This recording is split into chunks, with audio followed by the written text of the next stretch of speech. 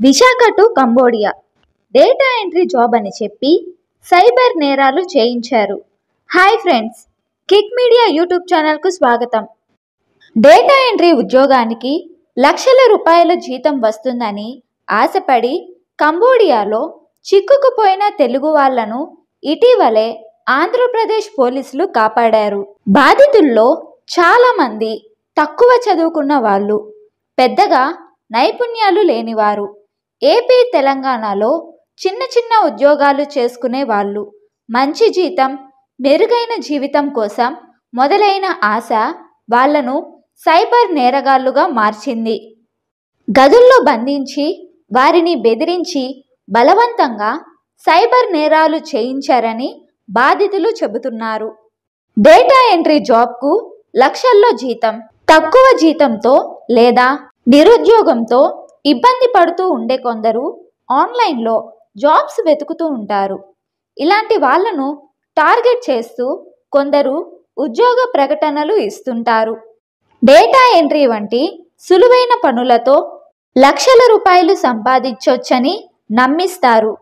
ఇక్కడే విజయవాడకు చెందిన అజయ్ మోసగాళ్ల వలలో పడ్డారు. విజయవాడలో షెఫ్గా పనిచేస్తూ ఉండేవాడిని. నెలకు 15,000 రూపాయలు జీతం. ఎక్కువ జీతం వచ్చే ఉద్యోగం కోసం వెతుకుతుండగా కంబోడియాలో డేటా ఎంట్రీ ఉద్యోగం ఉందని సోషల్ మీడియా ద్వారా తెలిసింది అని అజయ్ బీబీసీతో చెప్పారు. విశాఖపట్నానికి చెందిన వినయ్ కూడా ఇదే కదా. వచ్చే జీతం సరిపోవడం లేదు, కొత్త ఉద్యోగాలు వెతుకుతూ వారి వలలో పడ్డా అని వినయ్ అన్నారు. వినయ్ చదువుకుంది 10వ తరగతే.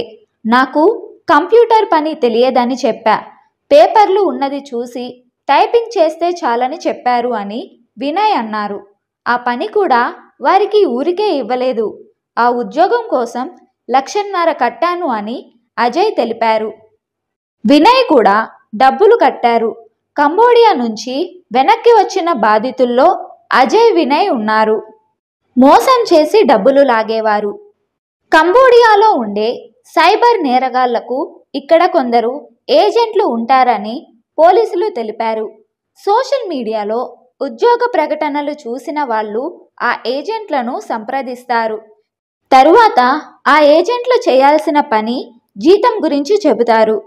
లక్షల రూపాయల డబ్బులు వసూలు చేస్తారు. పాస్పోర్ట్ అవసరమైన వారికి ఇప్పించడం, వీసాలు అరేంజ్ చేయడం వంటివి వాళ్లే చేస్తారు. ఆ తరువాత వారిని థాయిలాండ్ పంపుతారు. అయితే మాకు ఎలాంటి కాంట్రాక్టు పత్రాలు ఇక్కడ ఇవ్వలేదు అని బాధితులు చెప్పారు. భారతీయులంతా తిరగబడ్డాం.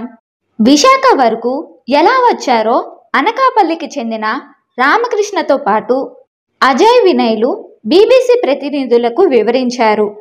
ఒక బిల్డింగ్లో ఒక ఫ్లోర్ ఆఫీస్ కోసం, ఒక ఫ్లోర్ మా వసతి. బయటకు వెళ్ళడానికి లేదు. వీక్ ఆఫ్ అంటే నెలకు 2 సార్లు, అది కూడా ముగ్గురేసి మాత్రమే బయటకు వెళ్ళాలి. హెయిర్ కట్ వంటి పనులు మాత్రమే చేసుకోవాలి. మరి ఎక్కడికి వెళ్ళకూడదు. రోజు 16 గంటలు పని చేయించుకునేవారు. పైగా మాతో భారతీయులనే మోసం చేయిస్తున్నారు. ఎలా బయటపడింది? కంబోడియా వెళ్ళిన బొత్స శంకర్ అనే వ్యక్తి ఈ ఏడాది మార్చిలో విశాఖపట్నం వచ్చారు. మిగతా వాళ్ళ మాదిరిగానే సుమారు 7 నెలల కిందట 1,50,000 రూపాయలు కట్టి ఆయన కంబోడియా వెళ్ళారు. అక్కడ ఏ పని నచ్చక వెనక్కి వెళ్ళిపోతాను అని చెప్పాను. అందుకు వాళ్ళు 2 లక్షల రూపాయలు కట్టించుకున్నారు. అయినా ధైర్యం తెచ్చుకొని ఈ ఏడాది ఏప్రిల్ 30న సైబర్ నేరాల విభాగానికి ఫిర్యాదు చేశాను. దానితో పోలీసులు విచారణ మొదలుపెట్టి కంబోడియాలోని బాధితులతో టచ్లోకి వెళ్లారు. సాక్షాత్కారం. ఈ కేసులో ఇప్పటి వరకు చుక్కా రాజేష్, సబ్బవరపు కొండలరావు, మన్నెన జ్ఞానేశ్వరరావులను పోలీసులు అరెస్ట్ చేశారు. సంబంధిత వ్యక్తులు విశాఖపట్నం పోలీస్ కమిషనర్ ఏ రవిశంకర్ చెప్పారు.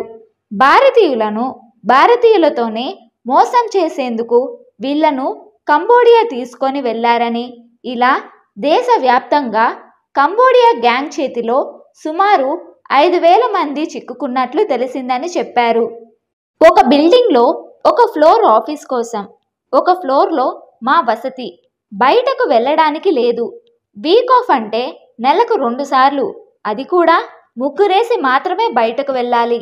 హెయిర్ కట్ వంటి పనులు మాత్రమే చేసుకోవాలి. మరి ఎక్కడికి వెళ్ళకూడదు.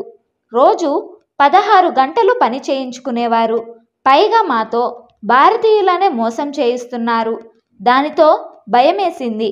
మోసపోయిన వాళ్ళు ఆత్మహత్య చేసుకుంటే మా పరిస్థితి ఏంటని మేమంతా చర్చించుకున్నాం. అప్పటికే కంబోడియా కంపెనీకి డబ్బు కట్టి ఇండియా వచ్చేసిన బొత్స శంకర్ ఇచ్చిన ఫిర్యాదుతో విశాఖపట్నం పోలీసులు మాతో మాట్లాడేవారు. వారికి వాట్సాప్ ద్వారా ఇక్కడి సమాచారాన్ని ఎప్పటికప్పుడు అందించేవాళ్ళం. మా బిల్డింగ్లో దాదాపు 300 మంది భారతీయులు ఉన్నారు. ఆంధ్ర, తెలంగాణ నుంచి 31 మంది ఉన్నాం. కొందరు 7 నెలల కిందట, మరికొందరు 2 నెలల కిందట వచ్చారు.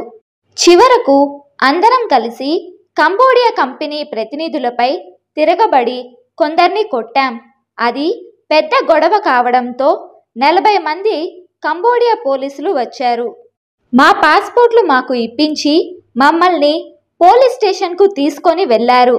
అక్కడ నుంచి విశాఖ పోలీసులు మాతో మాట్లాడి మమ్మల్ని 4 రోజుల్లో భారత్కు పంపించారు అని బాధితులు చెప్పారు. 2024 మే 22న బ్యాంకాక్కి పంపారని, అక్కడ నుంచి ఇండియన్ ఎంబసీ అధికారుల సాయంతో భారత్కు వచ్చినట్లు బాధితులు తెలిపారు. ఉద్యోగం ఇస్తామంటే అలా విదేశాలకు వెళ్ళిపోవద్దని, ఆ కంపెనీల గురించి పూర్తిగా తెలుసుకోవాలని Visakhapatnam cyber crime branch CI K Bhavani Prasad సూచించారు. బాధితుల్లో చాలా దేశాల వారున్నారు. కంబోడియా మోసంలో బాధితులుగా పాకిస్తాన్, బంగ్లాదేశ్, శ్రీలంక, నేపాల్, యూరోప్ దేశాల వాళ్ళు కూడా ఉన్నారని Visakhapatnam cyber crime branch CI K Bhavani Prasad తెలిపారు. ఏదైనా కంపెనీ ఉద్యోగం ఇస్తుందంటే ఆ కంపెనీ సర్టిఫికేషన్, ఆ కంపెనీ ఎక్కడుంది, కంపెనీ పుట్టుపూర్వతరాలు, అపాయింట్మెంట్ లెటర్లు అన్నీ పరిశీలించాలి. అది అసలు రిజిస్టర్డ్ కంపెనీయా కాదా అనేది చెక్ చేసుకోవాలి. అంతే తప్ప విదేశాల్లో ఉద్యోగమని చెప్పుకోవడానికి బాగుంటుందనో, ఎక్కువ డబ్బులు ఇస్తారనే ఆశతోనో వెళ్తే ఇలాంటి ఉచ్చులో చిక్కుకుంటారు అని సిఐ కె భవానీ ప్రసాద్ సూచించారు. కంబోడియా ముఠాల మోసాలపై దేశవ్యాప్తంగా ఫిర్యాదులు అందుతుండడంతో Indian cyber crime coordination centre ప్రత్యేక దృష్టి సారించిందని సిఐ తెలిపారు. కేంద్ర హోంశాఖ, విదేశాంగ శాఖ వివరాల ప్రకారం మన దేశ బాధితుల నుంచి కంబోడియా గ్యాంగులు సుమారు 500 కోట్ల వరకు దోచుకున్నాయని పోలీసులు చెప్పారు. మీరు విన్న ఈ దారుణమైన కథనం నిజంగా మనసును కలవరపరుస్తుంది. కంబోడియాలో చిక్కుకున్న తెలుగు యువతల పరిస్థితి మన అందరి హృదయాలను కలిచివేస్తుంది. డేటా ఎంట్రీ ఉద్యోగం అంటూ వచ్చే లక్షల రూపాయల జీతం వాగ్దానంతో మనందరూ ఎలాంటి మోసాలకు గురవుతున్నామో మనం తెలుసుకోవాలి. వారి మనోభావాలను అర్థం చేసుకోవాలి. మన దేశం కంటే బయటకు వెళ్ళి వేరే దేశాల్లో మంచి జీవితం గడపాలని ప్రతి ఒక్కరూ ఆశిస్తారు. కానీ ఈ మోసగాల వలలో పడిన ఈ యువతుల కథలు వినగానే మనం ఎంత దూరంగా వెళ్ళిపోయామో మనకు అర్థమవుతుంది. నమ్మకం, ఆశ, కలలు ఇవన్నీ మోసపోయి వదిలేయబడ్డాయి. ఈ సైబర్ నేరాలకు తెరలాపాలంటే మనం ఎలాంటి చర్యలు తీసుకోవాలి? మనం ప్రభుత్వానికి, పోలీసులకు సహాయంగా ఉండాలి. వారికి మద్దతు ఇవ్వాలి. మన సమాజంలో జరిగే ఈ అన్యాయాల గురించి తెలియజేయాలి. అందరికీ ఈ సంఘటనలు పాఠం కావాలి. మోసాలను అడ్డుకోవడం, జాగ్రత్తలు తీసుకోవడం చాలా ముఖ్యమైంది. మనం ఈ పరిస్థితి నుండి బయటపడాలంటే జాగ్రత్తగా ఉండాలి. మంచి ఉద్యోగం అందుకుంటే ఆ పర్యంతం శ్రేయస్సు అని కాదు, కానీ ఉద్యోగాలు వెతుకుతున్నప్పుడు ప్రామాణికతను గమనించాలి. ఎవరి వాయిదాలపై ఆధారపడకుండా మన కష్టాన్ని, ప్రగతి కోసం పరితపించడం చాలా అవసరం. ఇలాంటి ఘటనలు వినడం ద్వారా మనం వాటి గురించి అవగాహన కలిగి ఉండాలి. తదుపరి క్రమంలో మనం కష్టాలను ఎదుర్కోవడంలో మంచిగా ఉండాలి. మోసాలు మరియు దుర్మార్గాల గురించి ప్రజలకు తెలియజేయాలి. ఈ వీడియో మీకు నచ్చినట్లయితే లైక్ చేయండి, షేర్ చేయండి. మరిన్ని ఇంట్రెస్టింగ్ వీడియోల కోసం మా కిక్ మీడియా యూట్యూబ్ ఛానల్ని సబ్స్క్రైబ్ చేయండి. Thank you.